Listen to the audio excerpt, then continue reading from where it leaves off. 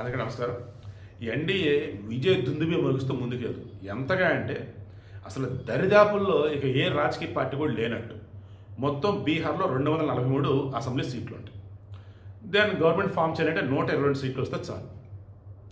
Single largest పార్టీగా ఈరోజు 90 సీట్లకు పైగా వచ్చేసి బీజేపీలో కొట్టబోతా ఉన్నారు.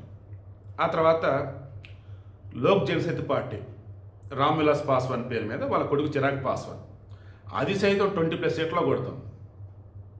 మహాగఠబంధన్ నుంచి ఒక ఆర్జేడీ మాత్రమే 25+ సీట్స్లో ఉంది అంతే. ఈవెన్ జేడీయూ సైతం దూసుకుపోతుంది, 70+లో ఉంది. సో సింపుల్గా ఇప్పుడు నేను చెప్పదలుచుకున్నది ఏంటంటే, బీహార్ ఎన్నికలకి సంబంధించి ఈరోజు ఎన్డీఏ కూటమి అద్భుతమైన విజయాన్ని సాధించి ముందుకెళ్తాం. డిపాజిట్లు గల్లంత అయిపోయి కానీ అల్లాడుతుండటం. దీనికి కారణం మొట్టమొదటిది ఈ రాహుల్ గాంధీ బాంబులేయటం. ఏ బాంబులు? ఆటం బాంబులు, అణుబాంబులు, హైడ్రోజన్ బాంబులు, ఆ బాంబులు, ఈ బాంబులు అన్ని తుస్సు బయటికి. బట్ అన్ని ఢమాల్ ఢమాల్ ఢమాల్ ఢమాల్. ఎక్కడ? మహాగఠబంధన్ ముఖ్యమంత్రి అభ్యర్థి తేజ్ మీద పడ్డాయి. ఆ తేజ్ వాళ్ళ సొంత నియోజకవర్గం రఘోపూర్లో గెలుస్తాడా ఓడతాడని వేలో ఉంది. ఈ వీడియో వచ్చే సమయానికి అతను ఓడాడా గెలిచాడో తెలిస్తే కింద కామెంట్లో తెలియచాడు. సో నేను చెప్తున్నది ఏంటంటే, ఇక్కడ నితీష్ కుమార్ మోదీ వాళ్ళ కాంబినేషన్ని ప్రజలు నమ్మారు. బీహార్లో ఉన్నటువంటి మరీ ముఖ్యంగా ఆడవాళ్ళు, ఓబీసీలు కానీ, ఈబీసీలు కానీ, ఈడబ్ల్యూఎస్ కానీ ఆల్మోస్ట్ ఇక అంతా కూడా నితీష్ అండ్ మోడీ సైడ్ ఉండిపోయారు. మద్యపాన నిషేధం కానీ, అక్కడ వచ్చేసి విద్యుత్ వెలుగులు కానీ, ఇన్ఫ్రాస్ట్రక్చర్ డెవలప్మెంట్ కానీ, సరే డెవలప్మెంట్కి స్కోప్ ఇచ్చున్నారు.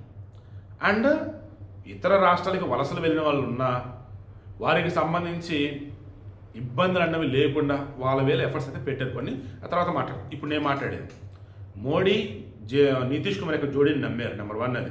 నెంబర్ 2, ఈ రాహుల్ గాంధీకి సంబంధించి బాంబులు అంటూ ఏవైతే అన్నాడో, ఓట్ చోరీ అంటూ ఏవైతే హడావుడి చేశాడో అది అట్టర్ ఫ్లాప్ అయింది.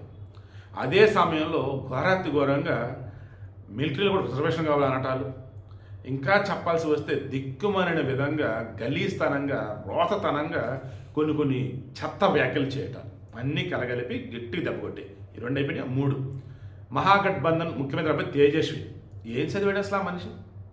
ఈ రోజులలో మొత్తం రాకెట్ సైన్స్ ఏడకు పోతూ ఉంటే, బ్రహ్మాండ చదువుకున్న వాళ్ళు అద్భుతమైన పదవులలో ఉంటే, ఈ తేజ్ కనీసం 8వ తరగతి పాస్ కాదు. ఇతను ముఖ్యమంత్రి అభ్యర్థి అంట.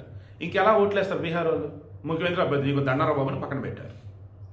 ఇక జనస్వరాజ్ పార్టీ, ఇతను ప్రశాంత్ కిషోర్, ఇతని సంస్థ సెపరేట్ వీడియో ఇస్తారు. ఓకేనా?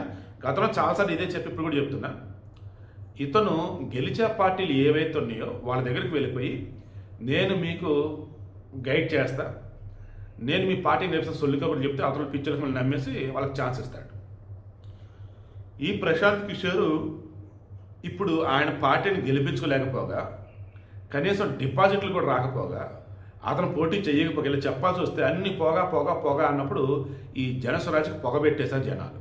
ఈ జనస్వరాజ్ పార్టీ అట్టర్ ఫ్లాప్ అయిపోయారు. ఇక ఓవరాల్గా చూసుకుంటూ ఉన్నప్పుడు రీసెంట్గా దేశంలో ఏం జరుగుతుంది ఏంటి అన్నప్పుడు మొత్తంగా జనానికి అర్థమైంది, కాంగ్రెస్తో కలిసి ఉండే ఏ ఒక్క పార్టీని కూడా మనం దగ్గర రానియొద్దు, కాంగ్రెస్తో కలుపుకొని ఎవరైనా గవర్నమెంట్ ఫామ్ చేద్దామంటే వాళ్ళకి అధికారం ఇవ్వద్దు. ఇదే డిసైడ్ అయ్యారు.